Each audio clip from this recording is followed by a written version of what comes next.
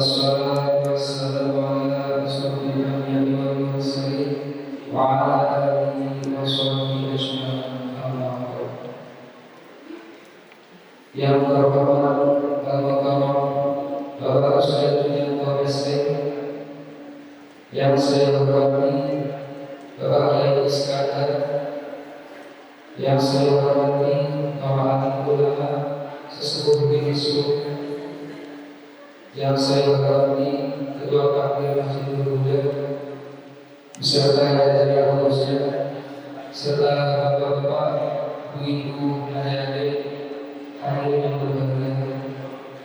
Pertama-tama marilah kita mengucapkan puji syukur kepada Allah Subhanahu wa taala atas nikmat-nikmatnya, nikmat Islam, nikmat sehat dan selamat. Pada kesempatan yang berbahagia ini kita dapat hadir di majelis yang mulia ini dalam rangka peringatan Tahun Baru Islam 1447 Hijriah tanpa ada halangan apapun.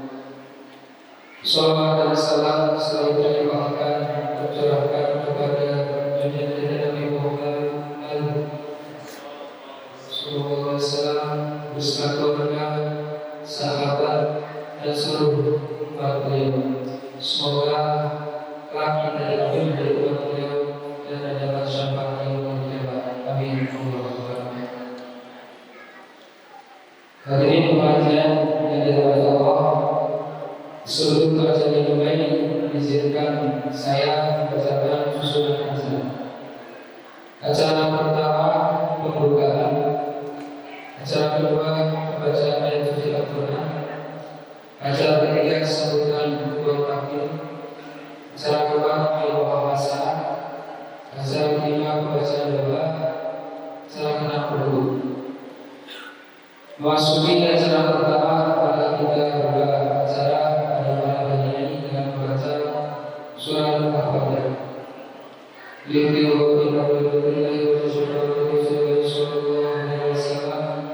Al-Fatihah.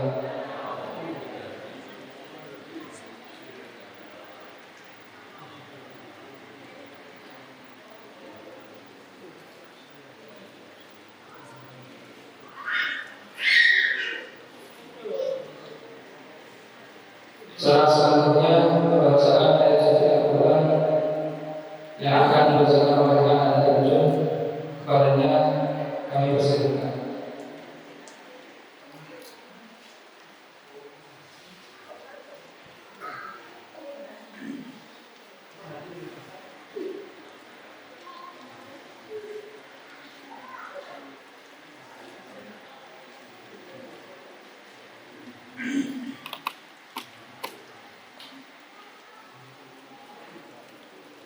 Assalamualaikum warahmatullahi wabarakatuh.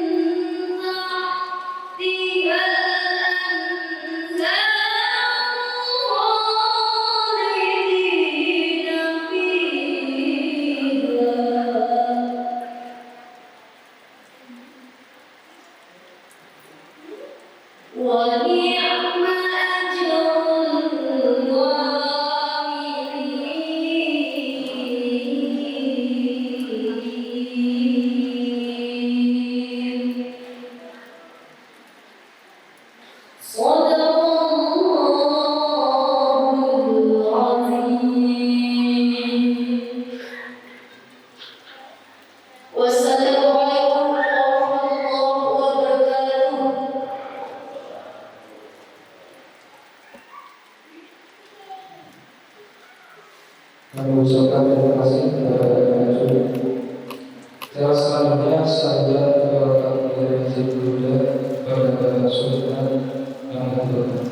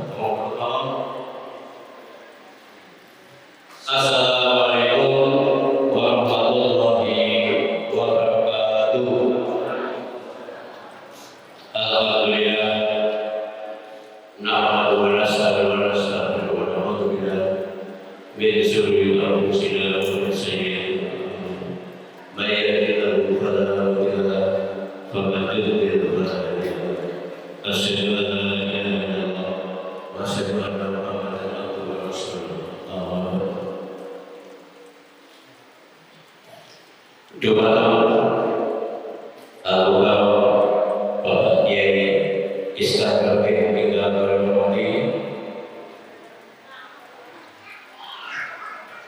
dumateng Ustaz Junianto SD ingkang kawula hormati lan kula tentu bapak-bapakipun, dumateng Ibu Kepala Desa Dumung ingkang kula hormati, dumateng sedaya pengurus takmir Masjid Huda ingkang kula hormati, dumateng bapak-bapak, ibu-ibu, hadirin kaum muslimin wal muslimat ingkang kula hormati. Monggo wonten menika kita sesama berjuang dalam seperti kepada Allah Subhanahu wa taala. Dene saat kita sedaya waktu pinaringan kesehatan, kesempatan sehingga dalam sonten menika kita saged apal sarana wonten ing satunggaling majlis inggih menika pengajian tanggal 12 Muharram. Pengawasan dan menika inggih menika dalam rangka mengisi tahun baru Hijriah inggih menika tanggal bulan-bulan Muharram menika kita kinakan sebagai muhasabah kepada Allah Taala kanthi menuntut ilmu mangke kita berhenti aturakan dari ajaranipun Ustaz Junianto. Kawula atur wonten asabahan minangka takmir Masjidul Huda sepindah matur sebangun dumateng panitia utawi pengurus takmir Masjidul Huda ingkang sampun ngajada wontenipun pengajian menika. Kapingkanipun kawula ugi matur dumateng sedaya jamaah ingkang sampun sampun wonten ing Masjidul Huda menika. Monggo saran-saran mangke ngaos kanthi pembicaraan menika Ustaz Junianto mangke dipun terangaken masalah anak yatim lan mungkin sekilas bulan Muharram menika. Kalian pengawasan dari menika ugi takmir Masjidul Huda lebih mawon mawontenaken santunan anak yatim lan duka.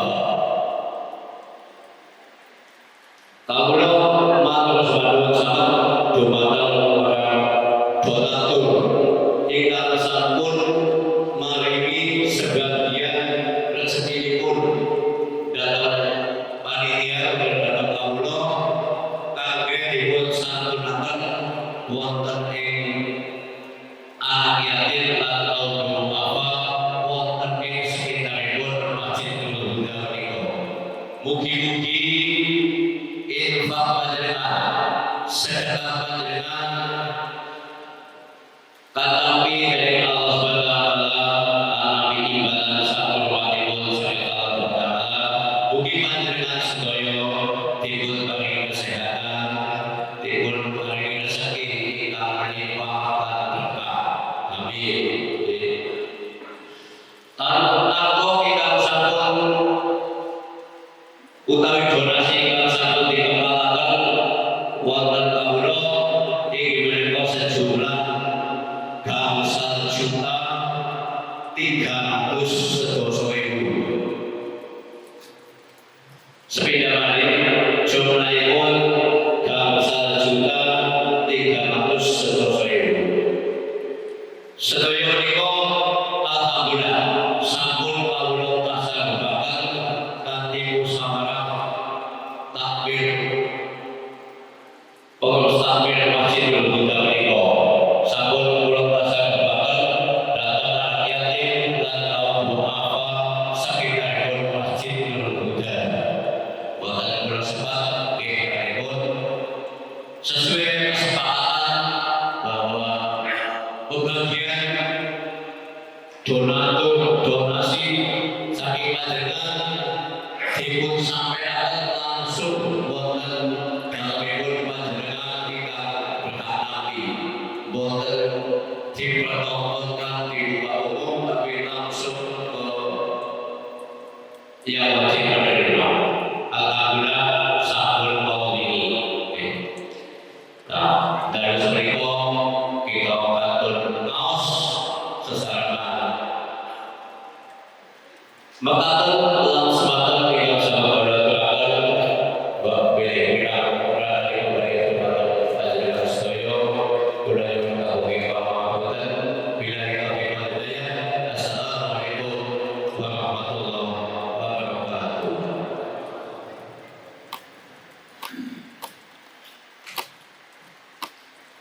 Terima kasih kita ucapkan kepada Bapak Saudara. Bicara selanjutnya Bapak Hasanah yang akan disampaikan oleh Bapak Ustaz Julian Polesti, kepada yang terhormat kami haturkan.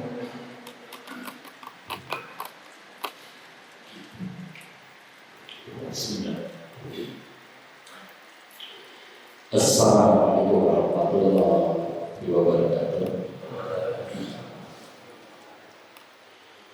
Alhamdulillah, ada di acara sudah menjadi budaya ini. Ini romo ada di kuning, bahkan pada syukur. Asyhadu an la ilaha illallah wahdahu la syarika lahu wa asyhadu anna Muhammadan abduhu wa rasuluh. Allahumma shalli wa barik ala Muhammadin wa alihi wa ashabihi wa man tabi'ahum bi ihsan ila yaumil akhir. Wajibullah usikum bagian yang bertakwa. Wa qala Allah ta'ala ya ayyuhalladzina amanu taqullaha ittaqullaha haqqa tuqatih wa la tamutunna illa wa antum muslimun. Rasulullah sallallahu alaihi wasallam tidak ilaha haitsu kunta wa aqim as-salata hasanatan tambuha wa khaliqin nas bi khuluqin hasan. Surah Al-Baqarah. Sesepuh ini sepuh yang dalam kehormatan atau pulau Musnatan yang kau ini asal tidak ustaz-ustaz semua yang juga semoga senantiasa berkah ketimbang kepadanya.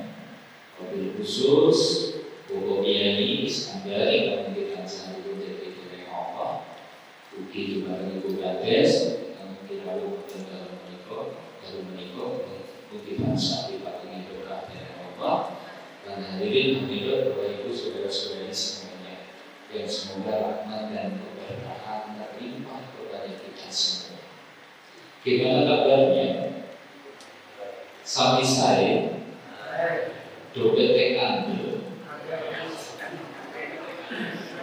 Saya kabar singkat yang dobetekan dulu berarti nikmat. Baik Bapak Ibu, sebenarnya sudah berulas kita memberi mengucapkan syukur dan menikah seperti yang dilihat menikah takdir pun Allah. Jadi itu dengan dia berpanjangnya, dengan dia karena dia teruskan berkah yang kata. Persaingan tingkat kata dunia dan akhirat. Amin. Kasus ini hari ini kita berada di Sabtu kedua di tahun 1447 Hijriah. Bertepatan juga dengan tanggal 10 Muharram yang sering dikenal hari ini dengan nama hari Asyura. Orang nama hari inilah yang oleh Sultan Agung Hadikusuwono itu dijadikan nama bulan.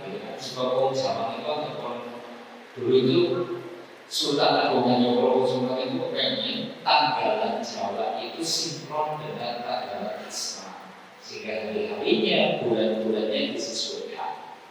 Cuma sebab kira-kira orang zaman itu ngomong ke Arab dan cuma dan Meseo, makanya nama bulannya diganti. Kan mengucap Muharram, orang Jawa itu rasanya aneh. Tapi nanti bulan itu Suluh, dengan berlambang pas lebih mantap Suluh, ada Suluh. Orang dari nama hari ini Asyura. Nah, jadinya bulan ada bapaknya bulan Suluh. Kita disuruh ngomong bulan Dzulhijjah. Hijjahnya kita jawabnya pakai kol. Makanya pakai bulan besar. Apalagi kok menyebut nama bulan Ramadan pakai huruf itu susah nih, kita Jawa itu susah. Tapi pakai bulan Ramadan bulan. Nah, kalau bulan Muharram itu bulan Syuro. Cuma ketika dengar kata bulan Syuro, kayaknya nuansanya ada yang beda. Gitu ya. Mata apa, mata besar gitu. Nah, dari situlah hari ini kayaknya kita tidak akan ngobrol banyak tentang Syuro, tapi kita akan bicarakan tentang hari Asyura. Hari Asyura hari berapa? Hari ke-10 di bulan Muharram. Ada apa bedanya? Nanti kita coba bahas. Baik, Bapak Saudara dan Saudara saat ini pun selawat salam menggunakan wujud di mana Rasulullah dan kita Rasulullah Muhammad Sallallahu Alaihi Wasallam di mana keluarga pun sahabat pun nanti akhirnya dan saksi semua di dunia akhirat. Apa kaitannya Asyura dengan anak yatim? Nanti kita bahas. Baik, Bapak Ibu, kamu sendiri sudah. Kita akan coba tengok istimewanya hari Asyura. Apa sih istimewanya? Satu itu, hari Asyura itu hari di mana ada ibadah puasa yang fadilahnya bisa menghapus dosa setahun. Betul? Hari Asyura adalah apa? Hari di mana kita itu dianjurkan menunaikan puasa, di mana puasa ini fadilahnya bisa menjadi penghapus dosa setahun.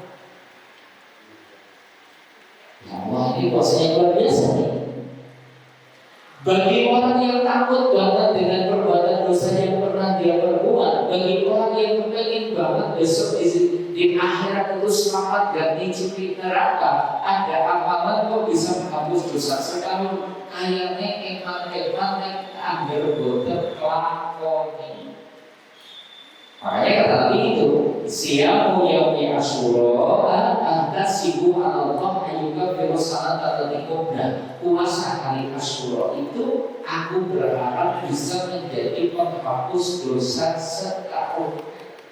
Gak ada Pak puasa setahun yang sedasar ini kecuali puasa Arafah. Kalau puasa Arafah ada betul tanggal 9 Dzulhijjah menghapus dosa 2 tahun. Tapi kalau puasa Asyura menghapus dosa berapa?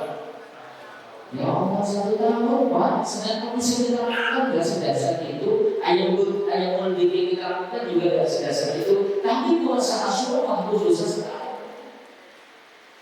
Bagi orang yang sangat mendapatkan keselamatan akhirat, pasti tidak ingin ketinggalan dengan puasa yang satu ini. Ya, tinggal ini yang akan jadi polemik hari ini. Jangan tanggal 10 Muharram kapan sih? Sabtu apa? Minggu. Kalau menurut kalender Hijriah dulu kalau tunggal tadi itu hanya Syura. Tapi kalau pakai kalender nasional kita, hari Asyuranya besok. Makanya besok jangan lewatkan puasa Asyura. Siap? bisa membawa semua jadi ingat kalau lewat sahur yang mengerti sahur dan seterusnya. Kalau mungkin jangan sahur, kita suka-suka dan kopi, dan nanti saling mengingatkan antara satu yang lain. Nah, cuma ada yang menarik ini, puasa Asyura itu ternyata juga ketika Nabi itu hijrah ke Madinah dilakukan juga oleh orang-orang Yahudi. Dan Nabi itu paling gak suka kalau kita itu melakukan apa-apa mirip-mirip dengan ahdul kita. Makanya Nabi pernah berkata, "Lakin bagitu ila qabilin la asma tasinatan sultan menarang aku kesan," kata Nabi, "Tasikuri aku puasa Tasyura." Puasa Tasyura itu berarti tanggal 9-nya. Jadi sunatnya tanggal 9 plus tanggal 10. Kalau dalam penyusunan itu puasa Asyura itu ada 3 tingkatan. Ranking 1 yang puasa 3 hari, tanggal 9, 10, 11. Ranking 2 yang puasa 2 hari, 9, 10 atau 10, 11. Yang ranking 3 yang puasa sehari, yang puasanya tanggal 10 Ramadan. Nah, monggo jangan itu sekesannya berikut. Kamu pernah terlalu bilang alhamdulillah. Tanya yang paling bilang ini mau baca orang puasa yang berarti 10, 11 alhamdulillah. Tanya ada yang syukur tanggal 10 silakan. Tanya ada yang setengah hari kok. Oh, setengah hari yang semua orang patut gitu kan. Jadi setidaknya 1 hari. Oke, ini yang pertama ya. Jadi hari Asyura itu ada apa?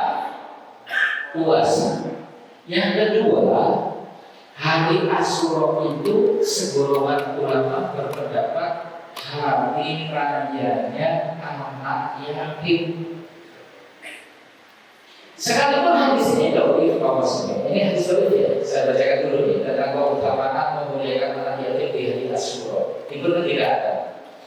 Wa man masaha yadahu ala ra'si yatimin sintatiake sing musab sirahe bocah yatim yauma Asyura teng dinten Asyura. Roba Allah Ta'ala lahu kulli sya'aratin darajatan. Allah boleh jujur derajat yang diwau dari setiap helai rambut yang dia usap dari anak yatim itu akan diangkat derajatnya 1 derajat. Masya Allah. Kenapa? Didahului kenapa? Musab sirahnya bocah yatim. Kayaknya kok agak-agak dijeruk mari masjid Nurul Huda katanya dosa kok bocah yatim katanya dosa kok kayaknya rahasia. Oh makanya maksud dari masalah di sini adalah bagaimana kita itu bisa membahagiakan mereka, syukur mensejahterakan mereka, syukur mencukupi kebutuhan mereka. Dinten Asyura ini dijadikan sebagai momentum sebab mereka itu kecukupan kesejahteraannya tentunya tidak cuma di bulan Asyura saja, tapi inilah momentum untuk peduli dengan anak yatim. Dan alhamdulillah tadi sudah disampaikan 25 juta sekian sudah dibagikan kepada yatim dan duafa. Nah, semoga nanti kita akan coba bahas seperti apa sih khusus tentang anak yatim itu. Nah, untuk itulah kaum muslimin terkait dengan Asyura itu adalah hari rayanya anak yatim. Makanya nanti kita angkat tema kita di Asyura momentum memuliakan anak yatim. Dulu kita akan bahas seperti apa sih anak yatim itu karena banyak salah kaprah terjadi. 2, bagaimana cara memuliakan mereka. 3, apa keutamaannya kalau kita mau memuliakan anak yatim. Insya Allah 3 poin ini yang akan kita bahas di kesempatan malam hari ini. Siap Mas? Iya. Tuh bisa beda? Rolas. Kalau jangan singkat 90 sih siap-siap mau. Nanti insya Allah 1 jam ke depan. Kita bahas khusus apa? Anak yatim. Siapa sih anak yatim itu? Bagaimana cara memuliakannya? Apa keutamaannya jika kita mau memuliakan anak yatim? Baik, Bapak Ibu kaum muslimin sedang buka. Yuk kita mulai bahas dulu nih dari pengertian definisi. Jangan sih dijenengi yatim itu sih kados pundi. Ini juga salah kata. terjadi salah kaprah. Sementara syariat itu membatasi ini. Al-yatima bi'annahu man mata abuhu sing jenenge bocah yatim kuwi wong bocah sing ditinggal mati bapaknya. Apa? Anak yang ditinggal mati bapaknya. Itu yatim. Bukan ibu. Kalau ibu itu namanya bukan yatim, tapi yatim. Dan ini sebenarnya tidak memperlakukan secara khusus.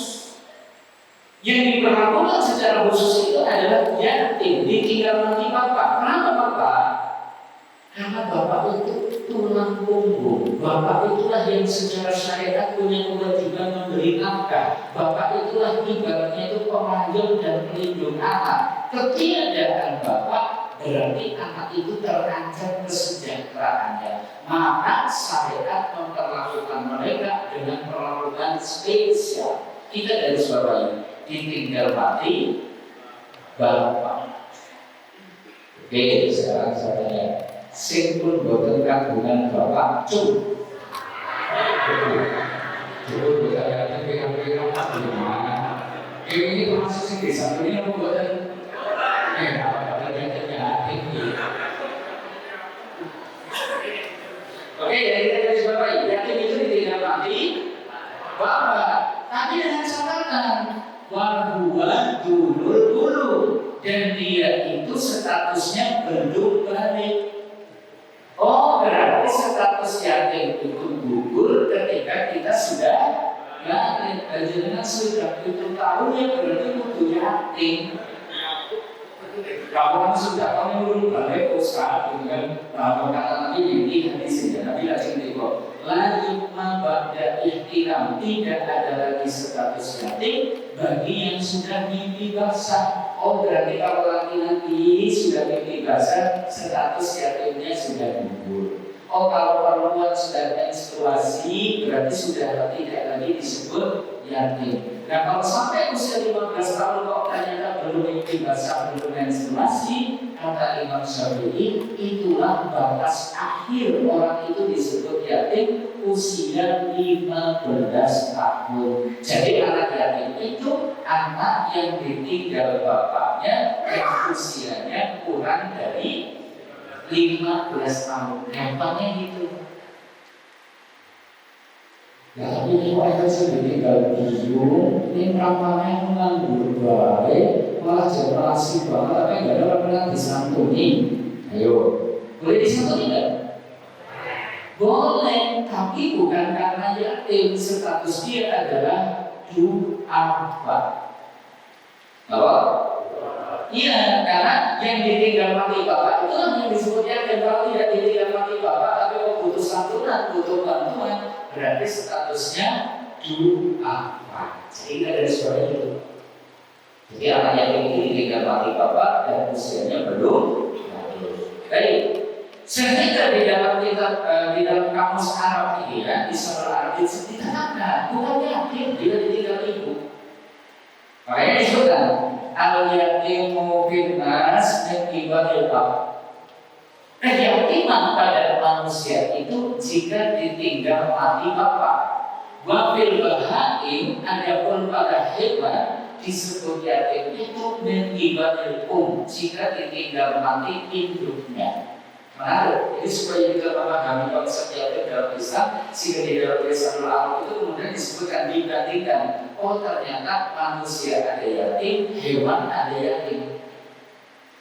Manusia disebut yatim kalau ditinggal bapaknya, hewan disebut yatim kalau ditinggal ibunya. Kenapa? Kenapa?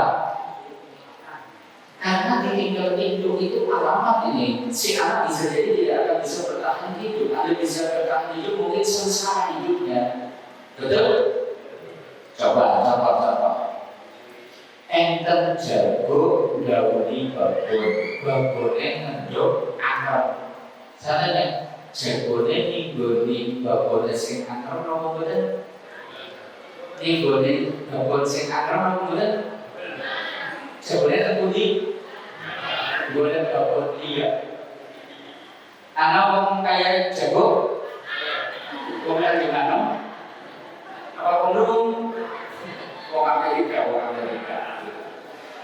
Artinya orang yang jago nggak pengaruh tuh terhadap umurnya. Begitu telur-telurnya netes, apa kemudian jagonya berarti beras kompang kutuk itu tadi? Enggak. Bahkan ketika jagonya disembelih pun ternyata kutuknya tidak mati. Yang penting masih ada babonnya. Oh, berarti yang disebut yatim pada binatang jika ditinggal hidup. Makanya hati-hati nih Pak. Jangan sekali-kali gawe kewan yatim dosa. Mau hewan itu kan?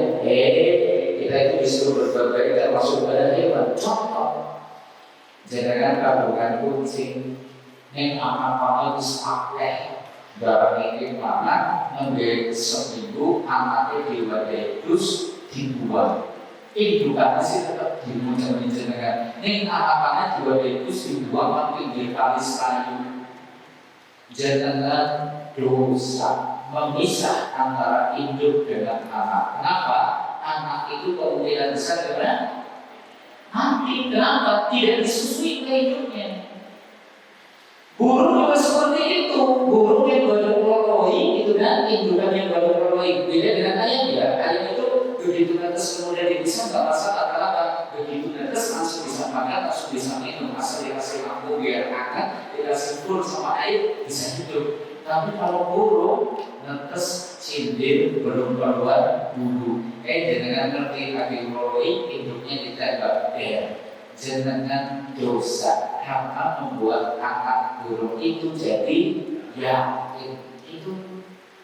Makanya kemudian dalam lisan lalu disebutkan wa yuqala liman faqadal minan nasi yatimun. Manusia yang kehilangan ibunya tidak bisa disebut yatim. Penekanannya di situ. Jadi yatim itu ditinggal bapak dan usianya belum balik. Cuma karena esensi daripada definisi yatim itu adalah tidak atau adanya bapak, maka segolongan ulama berpendapat ada anak punya bapak, bapaknya masih hidup, tapi meninggalkannya, menelantarkannya, tidak pernah dinafkahi, maka anak itu boleh dikategorikan yatim sekalipun masih hidup, tapi tidak peduli dengan anaknya. Anak itu tadi bisa disebut yatim. Saya dipahami? Oke, kita tes. Berarti anak yatim kriterianya gimana? Satu, ditinggal mati bapak. Dua, usianya belum sampai 15 tahun. Tiga, atau anak yang ditinggal kita lantarkan bapaknya, tidak pernah dilakai, tidak pernah diurusi, boleh disebut yatim. Begini berkata situ, bukan dipilih kata situ. Ayo nah, sekarang 13. Lalu bagaimana Islam itu memperlakukan anak yatim itu? Gitu ya, kita sudah bahas nih definisinya. Anak yatim itu yang kayak apa? Tadi sudah kita definisikan. Sekarang, bagaimana Islam itu memperlakukan anak yatim? Begini Bapak Ibu, mengatur. Ternyata kalau kita kaji di dalam Al-Quran, lebih dari 20 ayat berbicara tentang anak yatim. Lebih dari 20. Ini menunjukkan Allah memberikan perhatian khusus terhadap anak yatim. Ini menunjukkan kita sebagai muslim dituntut untuk peduli dengan mereka. Kenapa? Tidak kurang dari 20 ayat bicara tentang anak yatim. Nah, saya ambilkan 4 poin perintah di dalam Al-Quran terkait dengan anak yatim. Ada 4 poin. 1. Allah memerintahkan kita untuk berbuat baik kepada mereka, merawat dan mengurus mereka dengan baik.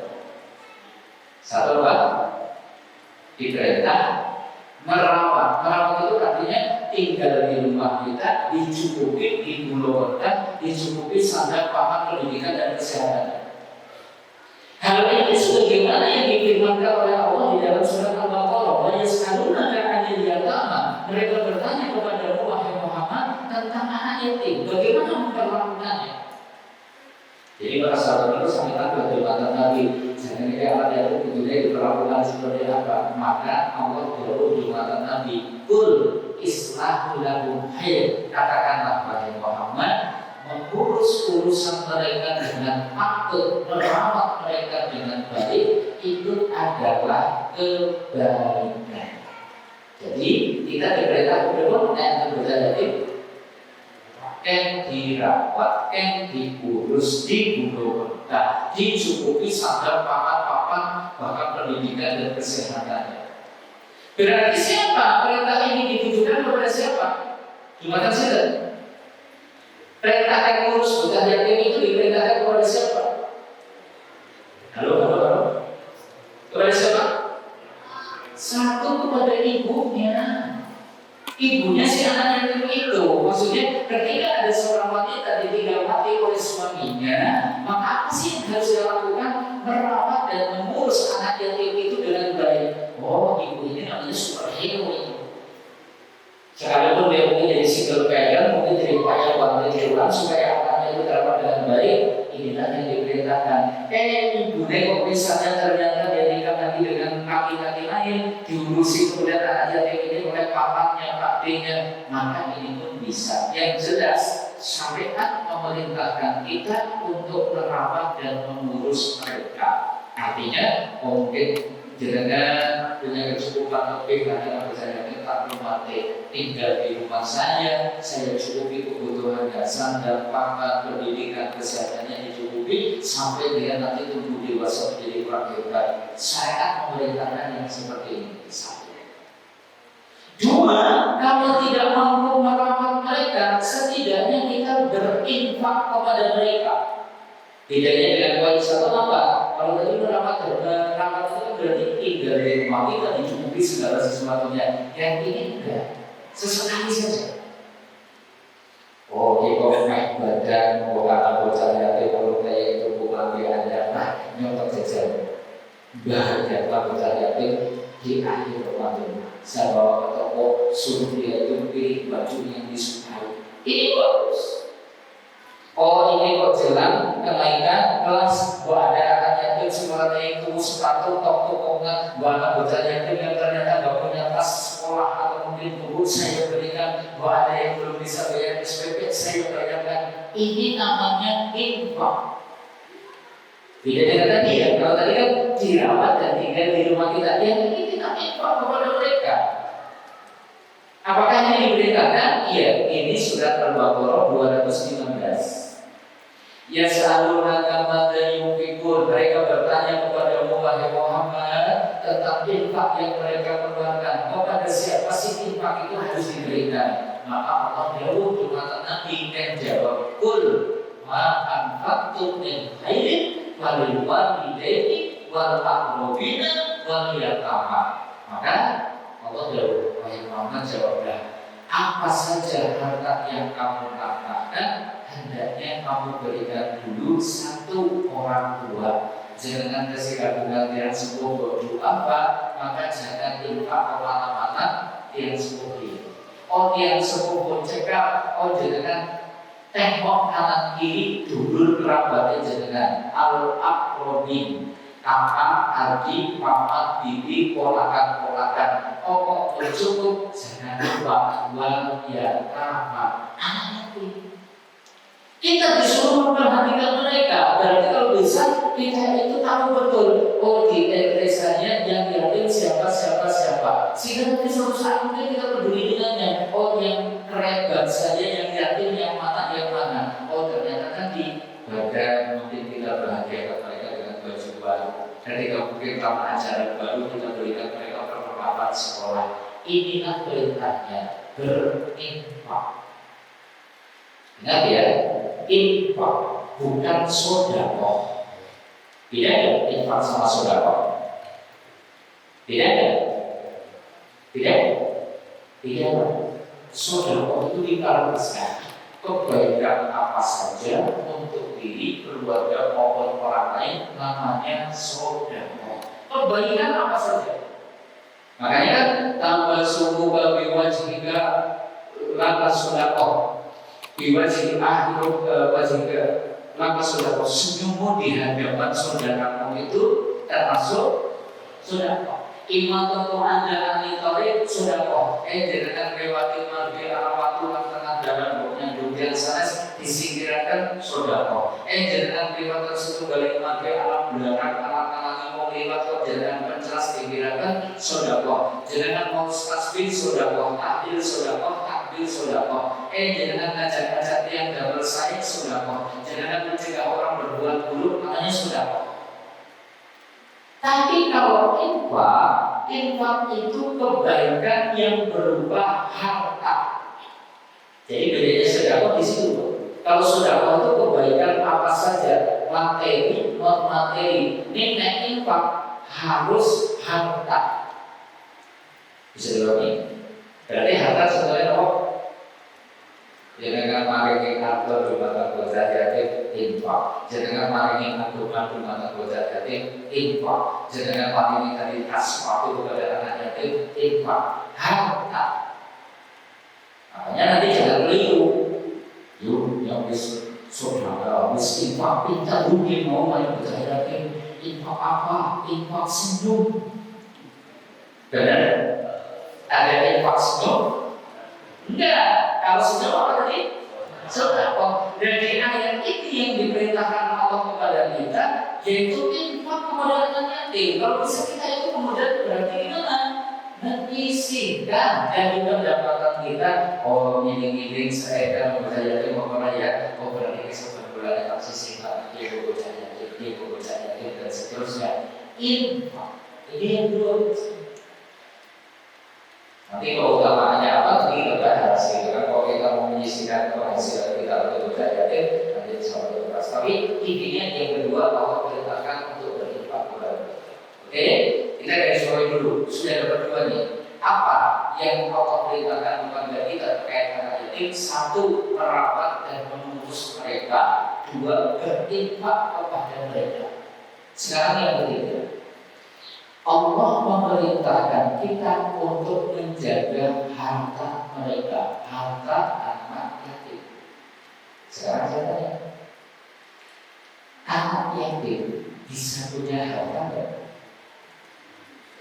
Halo? Dari mana? Dari mana? Dari mana? Oke, kita tunjukkan. Tadi pengertian anak yatim gimana? Anak yang ditinggal mati. Oke. Orang kalau mati di dalam Islam, setiap kematian itu konsekuensinya bagi-bagi. Secara otomatis itu tidak perlu dibagi, tidak perlu apa. Yang jelas ada kematian, konsekuensinya harta yang dimiliki oleh yang meninggal akan beralih menjadi milik ahli warisnya. Itu sudah otomatis. Walaupun dibagi aja statusnya itu adalah sudah menjadi milik ahli waris ketika dia meninggal. Sekarang saya tanya, artinya anak yatim itu bisa punya harta sekalipun umurnya itu bisa setahun, Pak. Setahun wis duit jutaan bisa dari bapaknya yang meninggal itu tadi. Sekarang apa? Jangan mulai punya harta itu usia berapa? Coba diingat-ingat. Jangan mendapatkan harta pertama kali hasil jangan itu berapa? Kalau mati sih dulu tidak apa-apa, mau Ustaz kalau tak enak sembilan banyak artinya kita itu baru punya harta itu kan 25 tahun sudah selesai sekolah, mulai kerja, mulai duit dari itu kita. Tapi anak yatim usia 1 hari saja bapaknya meninggal langsung punya harta, Pak. Jadi jangan dikira bapak anak yatim itu mesti miskin semua. Enggak, justru tidak sedikit di antara mereka kaya. Sekarang sebenarnya lagi kita bicara ilmu awal yang juga sudah bicara.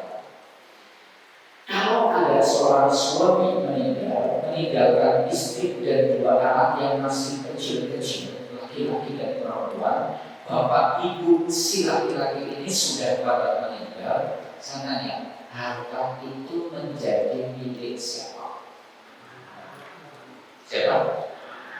Siapa? Bojone kan kebagian.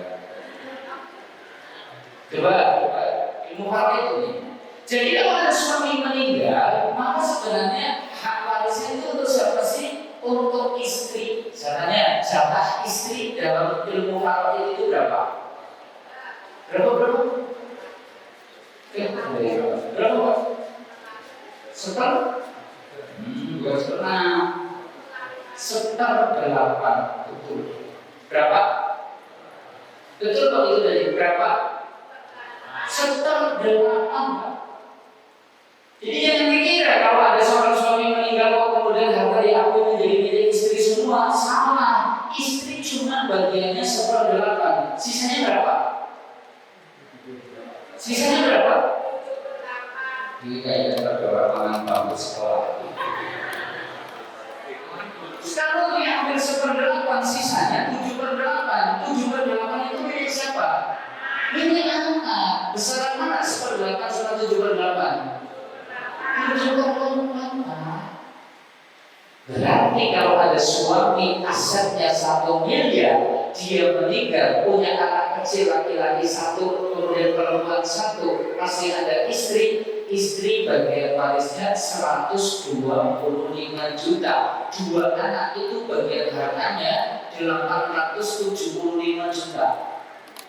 Sekarang pertanyaannya, nek bocah umur 4 tahun, umur setahun, kok kemudian diberikan duit 875 juta? Kira-kira bocah ini berapa? Gak berikut? Kulipnya kepenak? Enggak. Bahkan kemungkinan besar dia akan menghadapi risiko bahaya, duitnya berebutan, mungkin aplikasi gede dan seterusnya. Maka syariat memerintahkan kita menjaga harta mereka. Ini maksudnya. Karena anaknya itu masih kecil, usia 1 tahun punya aset miliaran, usia 24 tahun asetnya miliaran, harus ada yang menjaga. Kapan dikasihkannya? Ayat ini, wa atul yatama amwalahum, dan berikanlah kepada anak yatim yang sudah balik harta mereka. Jadi ketika 1 tahun hak warisnya itu disimpan sama siapa? Ibunya yang menjaga. Oh berarti bagian yang 1 selawe isi 275 juta ini anak tok jaga. Ngerti bojo kalau wong lanang dia duitnya dibawa kabeh. Inilah yang disebut aqidu malal yatim, memakan harta anak yatim yang masuk kategori dosa besar. Jadi memang bisa memakan harta anak yatim itu bukan orang lain. Yang pertama yang bisa melakukannya justru ibunya sendiri. Dan itu dosa besar. Alladzina ya'kuluna amwalal yatama dzulman, siapa yang memakan harta anak yatim dengan cara zalim, innama ya'kuluna fi butunihim nar, maka sesungguhnya dia tidak memasukkan ke dalam perutnya kecuali api sepenuh perutnya. Wasaya selauna syahiro, dan kalau mereka akan dimasukkan ke neraka yang menyala-nyala. Ini yang butuh diperhatikan. Oh, anak yatim punya harta, berarti harus dijaga. Nanti ketika anak itu dewasa baru dikasihkan, dites sudah memuasis belum, sudah bisa membedakan mana yang baik belum, sudah bisa membedakan mana yang berisiko, mana yang menguntungkan belum. Nah, kalau sudah tahu kasihkan. Dulu bapak kamu itu meninggalkan harta 1/2 miliar.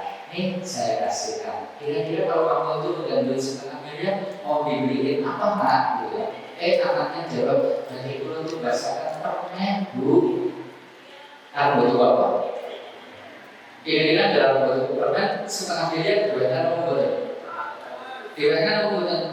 Ini kok butuh permen kayaknya ini bocah belum alar nih 1/2 miliar dan butuh permen. Butuh permen lebih di bu. Ini bu berarti bahasakan permen 5 kontainer pakai dari perusahaan secara online. Oh, ini berarti sudah itu sekitar serahkan uang itu kepada anak yatim itu. Jadi kita tugasnya apa? Menjaga harta mereka. Nah, menariknya ayat selanjutnya. Wala tatabadalul khabitha bil thayyib. Jangan sekali-kali kamu menukar yang baik dengan yang buruk. Ada anak yatim, bapaknya itu meninggalkan tanah 5.000 meter persegi dekat dengan pasar Purworejo, pinggir jalan gede. Jangan umpamanya rumah bocah yatim itu digulungkan dicukupi sandal pangan barang wis gede, jangan matur kalau bocah yatim. Nah, dulu bapak kamu itu meninggal tanah 5.000 meter persegi hampir di kali 100.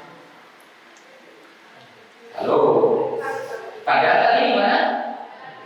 Nampi jalan cepat pasar Purworejo. Kira-kira regane sami mboten nanti ditambani kalau nampi kali 100. Beda, berarti sudah menukar yang baik dengan yang buruk. Terlarang ini. Wala tatabadalul khabisa bil thayyib. Janganlah kamu menukar yang baik dengan yang buruk.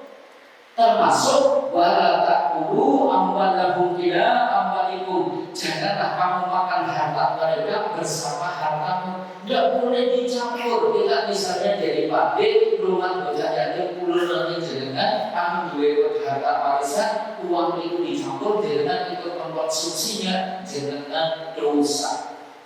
Maka ayat ini ditutup dengan kalimat innahu kana hubban kabiro. Perbuatan menukar harta anak yatim yang bagus dengan yang jelek, perbuatan ikut memakan harta anak yatim itu adalah hubban kabiro, dosa besar.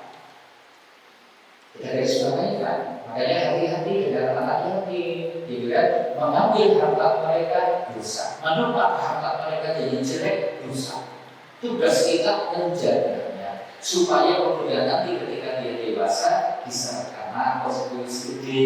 Nih dulu bapak kamu ninggalin harta ini jadi bukan hidup buat kamu. Seperti itulah perintah Allah kepada orang-orang yang beriman terkait dengan harta anak.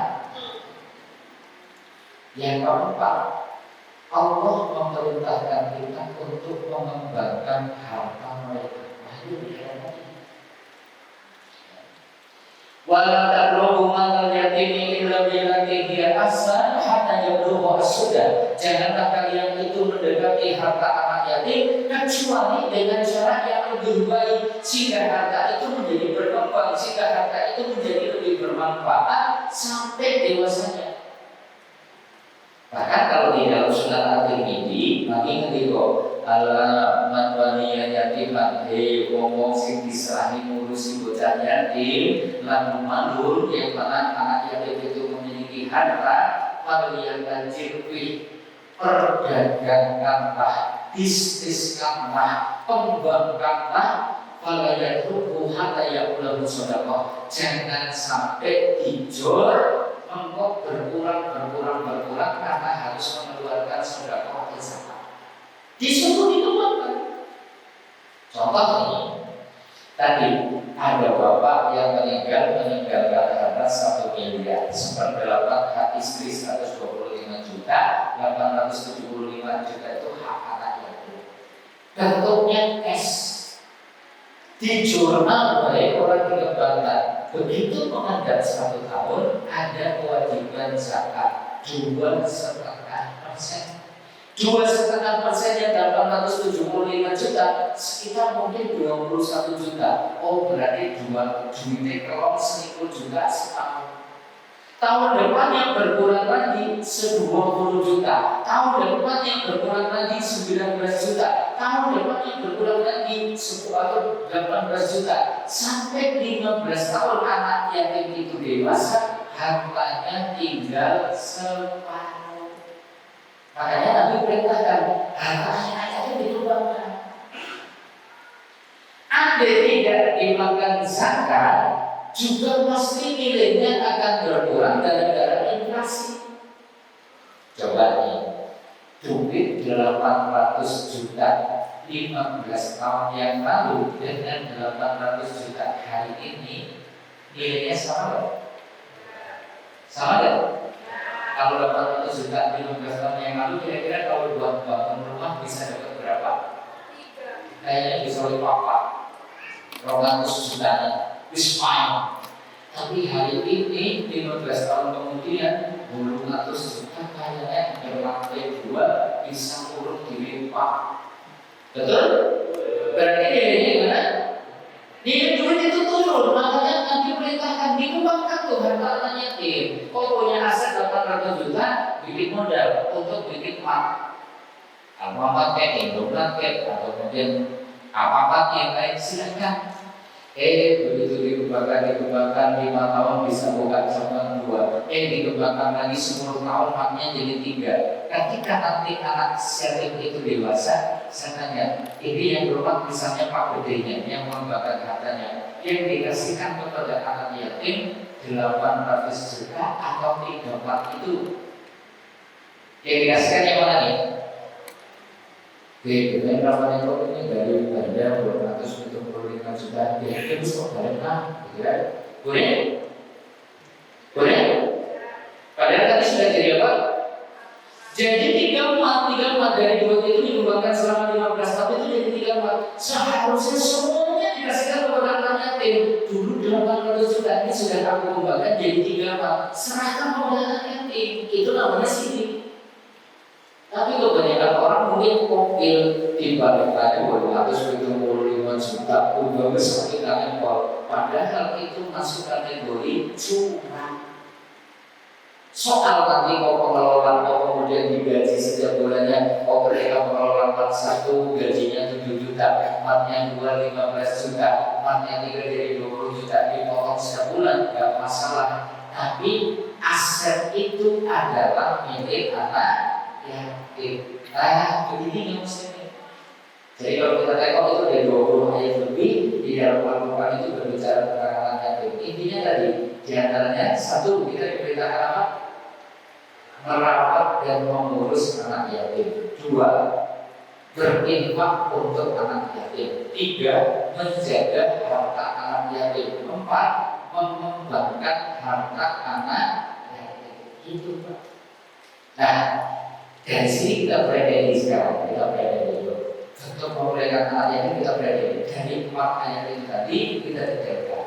Apa sih yang bisa kita lakukan terhadap anak yatim itu sebagai bentuk penjagaan dan pemulihan terhadapnya? 1 ini, andai bisa kita empati dan peduli dengan mereka. Paling enteng nih, empati peduli dengan mereka. Maksudnya berikut, duwe rasa tresna, duwe rasa tresno karo bocah yatim. 1 apa? Tresna karo bocah yatim. Sementara kadang kita itu melihat pemandangan yang kadang tidak mengenakan. Kenapa? Bocah yatim itu tidak sedikit di antaranya malah karakternya dan bejut, kadang berahul, kadang malah nyebeli. Betul? Betul? Nah, jenengan harus latihan berlapang dada. Namun bocahnya cuma ditinggal ramah ciri kemen berkaitan dan berkunung, gitu kan? Bocah ini bejut. Jenengan cobalah berlapang dada. Karena dia mungkin kurang sejahtera, karena dia mungkin kurang kasih sayang, sehingga karakternya jadi seperti itu. Tapi kita dituntut empati dan peduli dengan mereka. Makanya latihan terkait dengan jagaan anak bocah yatim, jangan kudu ngerti. Bagaimana bisa peduli dan ngerti apa betul. Jangan harus sensitif. Dulu jangan ada yang masuk kategori yatim, apakah ponakan atau yang lain, jangan perhatikan. Karena ini awal kita bisa empati dan peduli. Ini 1. 2, berinfak dan sedekah untuknya. Yang tadi sudah kita bahas. Nah, kita masukkan. Kita tidak bisa merawat mereka di rumah kita dengan menjamin seluruh kebutuhannya, enggak masalah. Sesekali, sebulan semisal bocah yatim mungkin diwai berbunda, entah itu mungkin bersama sekolah, entah itu mungkin butuh seragam, butuh perlengkapan, atau mungkin butuh lampihannya. Cobalah bahagiakan mereka dengan infak dan sedekah. Ini bentuk kedua. 3, memberikan cinta dan kasih sayang kepada dia. Syukur jangan dapat dari ramah ini bocah yatim. Lalu jadi apa? Wangi berapa? Kadang-kadang menang bayar saya berbagi cocok-cocok. Jadi karena dengan cilik-cilik ditolong dengan cara apa? Dinikah ibundanya supaya kita bisa menyayangi anak-anaknya. Dulu zaman sahabat itu Pak, kalau ada sahabat yang terbunuh di jalan Allah, nanti sahabat yang lain itu akan menikahi istrinya supaya anak-anaknya itu tetap terjaga kesejahteraannya. Ini nggak dapat cerita ini modus Pak. Biungnya dibojol, anaknya dipercok gitu kan. Ya pasti gak sayang kalau bocah yatim kayak gitu kan. Sayang kalau biungnya blok kan. Tapi tadi ini bisa menjadi solusi. Ini yang ketiga maksudnya. Yang keempat, mengurus dan merawat mereka. Tadi bisa ibunya, bisa mungkin wali yang lain. Jadi maksudnya gimana? Tinggal di rumah kita, di Pulau Benda, dicukupi sandang pangan termasuk pendidikan dan kesehatan. Ingat, bagi ibu yang ditinggal mati suami dan ternyata memiliki anak yang kecil-kecil, berbahagialah. Kenapa? Masya Allah, ternyata pahalanya sangat berlimpah. Orang yang merawat anak yatim itu siangnya dinilai puasa, malamnya dinilai tahajud. Jadi jangan rumah bocah yatim kawin umur setahun nanti 15 tahun, berarti selama 15 tahun itu jangan itu dihitung awalnya puasa, mengingat tahajud, awalnya puasa, mengingat tahajud selama 15 tahun. Mau? Masa? Makanya besok itu ada orang yang mungkin dia mau sholatnya sih wajib jalan sholat sunnah. Dia mungkin puasanya Ramadan, orang tahu puasa sunnah. Infak sedekah receh, kaji umroh nanti mati urung kamu lakoni. Ini derajatnya dhuwur, ganjarannya pirang-pirang. Jebulan kedua, rumah bocah yatim itu. Makanya janda-janda yang ditinggal suami meninggal dan ternyata harus merawat anak kecil bersabar baik, pahalanya sangat baik. Nah kok bingungnya buatan saya kerjaan dari paman dari pak kerjanya malah si rumah sama, jangan juga seperti itu. Selama merawat anak yatim itu siangnya dinilai puasa, malamnya dinilai tahajud terus sampai anak itu dewasa. Sabar kita katakan. Ini yang keempat ya. Yang kelima, andai tidak bisa mengurus dan merawat mereka, jadilah orang tua asuh bagi mereka. Artinya, anak itu tidak tinggal di rumah kita, tapi kebutuhan sandang papan pendidikan kesehatannya senantiasa kita cukupi. Ini pun luar biasa. Dan ini penting Bapak Ibu. Sedikit saya cerita. Dulu saya 7 tahun tinggal di Solo, kebetulan tinggal di daerah Bidana.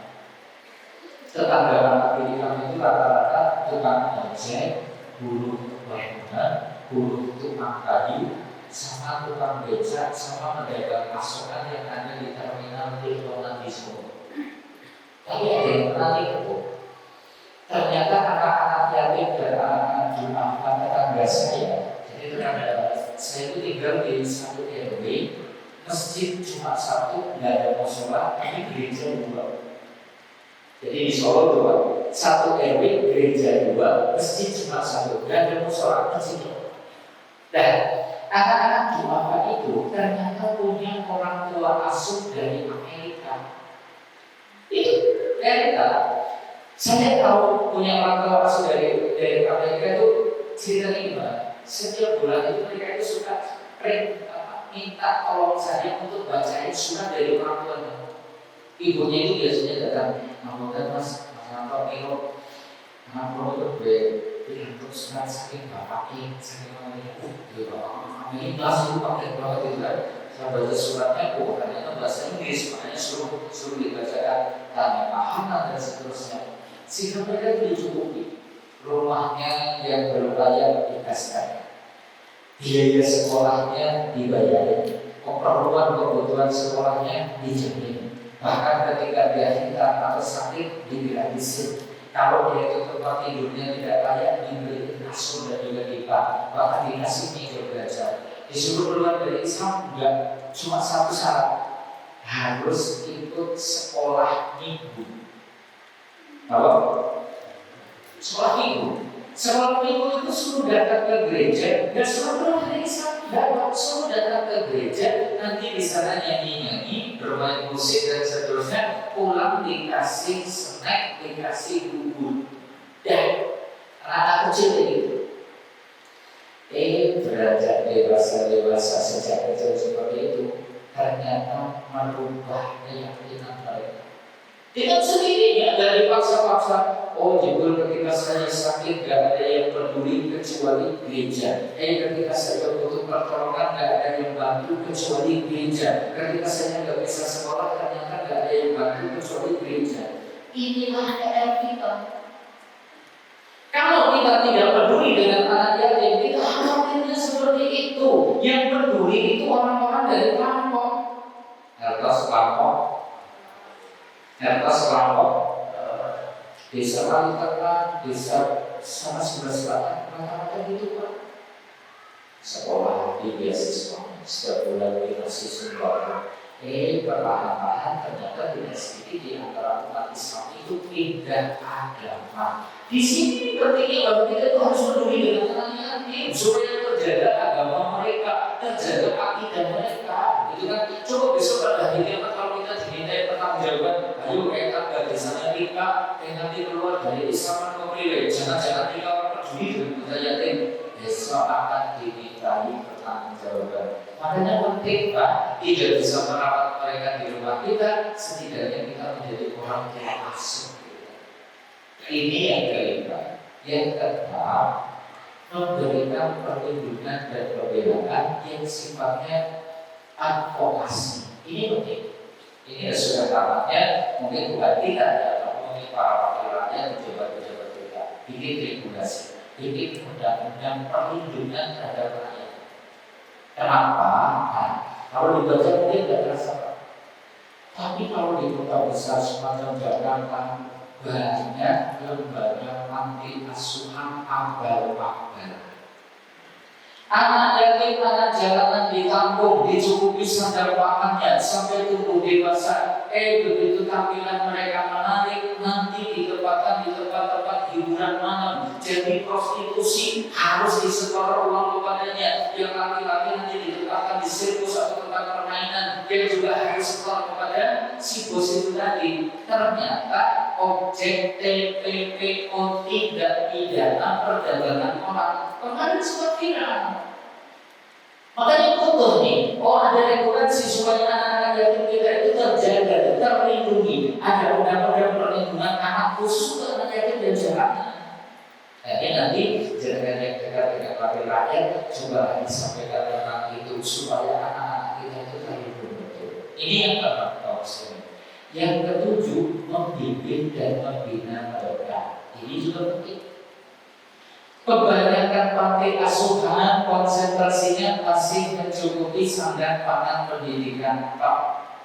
Tapi tinggal di panti asuhan di Jor, tidak ada pembinaan. Mestinya mereka itu mungkin kayak panti asuhan itu kalau bisa seperti pondok pesantren. Ada ustadz yang mengajarkan akidah yang benar, ada ustadz yang mengajarkan bagaimana ibadah yang bagus, mengajarkan bagaimana akhlak mulia. Harapannya anak yatim itu bisa menjadi orang hebat kelak kemudian hari. Contohnya, anak yatim bisa jadi orang hebat. Anak yatim bisa jadi orang hebat. Bisa orang hebat. Nabi kita anak yatim. Imam Syafi'i anak yatim. Imam Bukhari anak yatim. Tapi bisa menjadi orang hebat. Termasuk kemarin kami itu sempat ikut kajian itu. Ustaznya itu seorang dokter. Ketika masih belajar sudah tahu, ini makanya menarik, kan? Terakhir beliau itu cerita, dia itu sejak kecil itu tinggal di panti asuhan semacam pondok sampai bisa kuliah S1, lanjutin S2, bahkan kemudian ambil doktoral. Itu doktor dan ternyata anak yatim. Artinya sebenarnya anak yatim tidak mestinya tidak hanya dicukupi sandang pangan pendidikannya, tapi juga dibimbing dan dibina supaya mereka itu menjadi orang-orang. Nah, yang kedelapan, Tadi yang sudah kita bahas ayat tadi, kita diminta menjaga dan mengembangkan harta anak yatim. Akhirnya tidak semua anak yatim itu disantuni karena ada anak yatim yang ternyata kaya raya. Yang untuk mereka kayaknya justru malah untuk dijaga hartanya, dikembangkan hartanya sehingga nanti akan menjadi bekal bagi anak itu di kelak kemudian hari. Oke, inilah 8 poin untuk memuliakan anak yatim.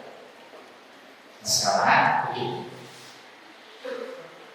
maka orang-orang yang melakukan pekerjaan-pekerjaan ini, 1. peduli, 2. dalam infak, 3. memberikan cinta dan kasih sayang kepada anak yatim, 4. mengurus dan merawat mereka, 5. menjadi orang tua asuh bagi anak yatim, 6.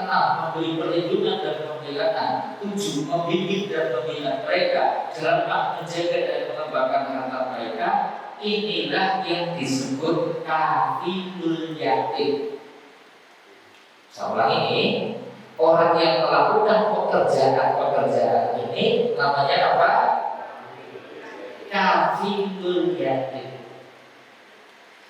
Dan kafilul yatim itu orang yang sangat mulia dalam pandangan syariat, itu kemuliaannya sangat besar. Kafilul yatim, apa kemuliaannya? 1. orang yang mau menyayangi anak yatim hatinya lembut. Jadi kepengen dengan orang yang hatinya lembut, sayangilah anak yatim. Nih, ada suatu saat seorang laki-laki itu mengadu kepada Rasulullah tentang kekerasan yang menimpa hatinya. Anak rajulan sangat dengan Nabi Sallallahu Alaihi Wasallam, wasfatatul li. Suatu saat ada laki-laki mengadu kepada Rasulullah tentang kerasnya hatinya. Rumah sangat hatinya seatos. Jadi kan coba sahabatnya hatinya di atas, coba jarang gitu.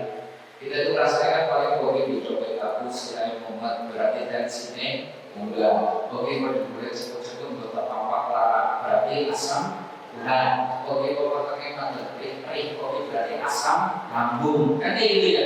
Tapi kalau hati kerasnya itu jarang rasa. Hati keras kan dari apa?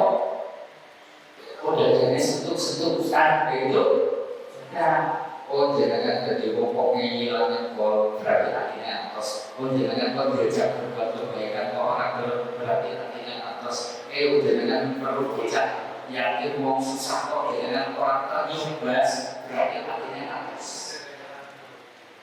Dan solusinya gimana? Orang ini mengadu kepada Rasulullah itu dalam rangka minta solusi. Bagaimana caranya supaya hatinya lembut? Perintah Nabi ini, Insya Raksal yatim wa atimul miskin. Usaplah kepala anak yatim dan beri makanlah kepada orang miskin. Pasti hatinya lembut. Ini ya sekali lagi, aja kurang yatim usap gitu. Nah yang berbanyak maksudnya susupkanlah rasa bahagia kepada mereka. Dan bagaimana membuat anak yatim itu bahagia? Ini dengan berbagai cara yang bisa kita lakukan. Itu membuatkan hati. 2. Tadi yang kami sampaikan, merawat anak yatim itu sebanding dengan puasa dan qiyamul lail. Jadi orang yang merawat anak yatim, siangnya dihitung puasa, malamnya dihitung tahajud.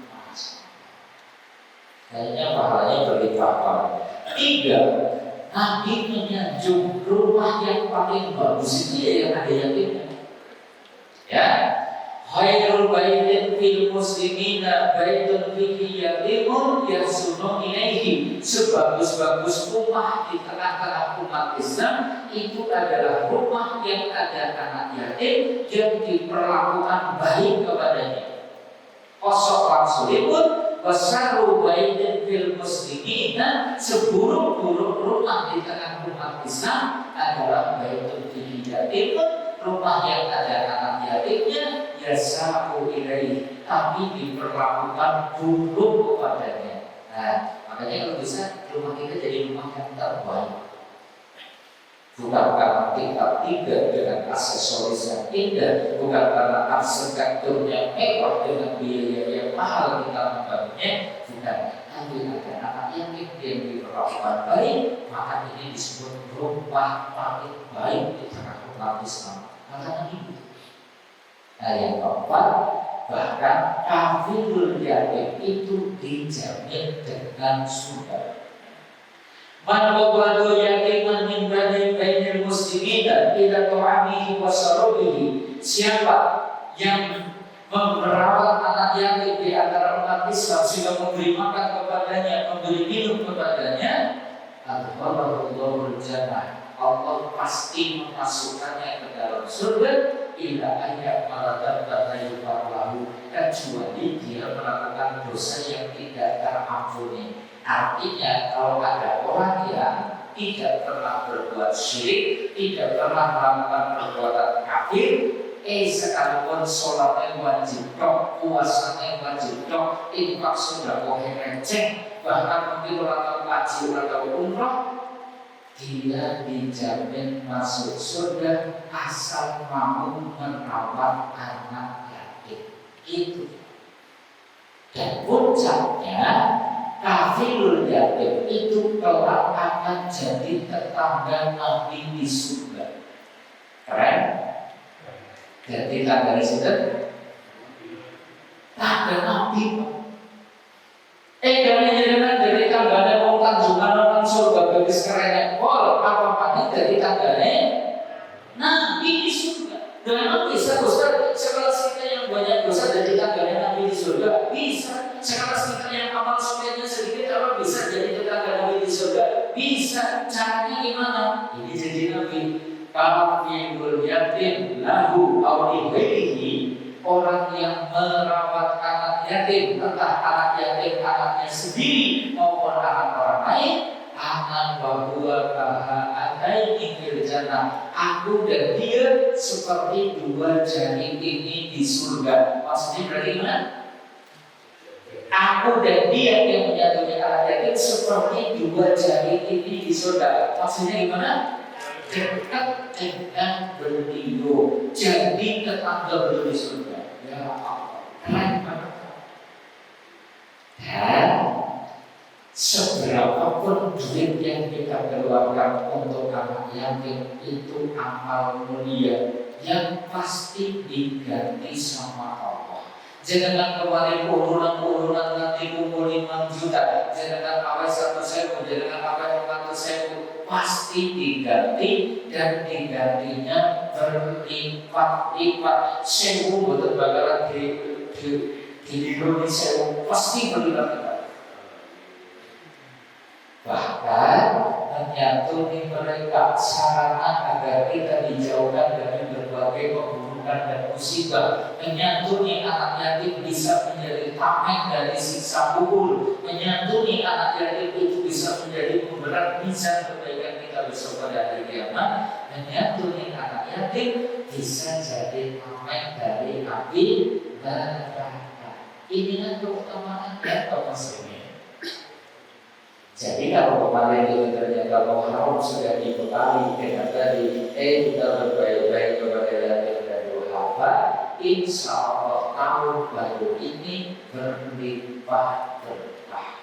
Sing dagang-dagangnya laris, sing bisnis-bisnisnya lancar, sing lagi dari mari sekarang dijaga dari berbagai macam penyakit. Insya Allah begitu bos. Ini saja sebagai satu perenungan bahwa hari Asyura kita diperintahkan puasa. 2, hari Asyura hari rayanya anak yatim. Semoga dua-duanya kita bisa mengamalkan puasa dan peduli dengan anak yatim.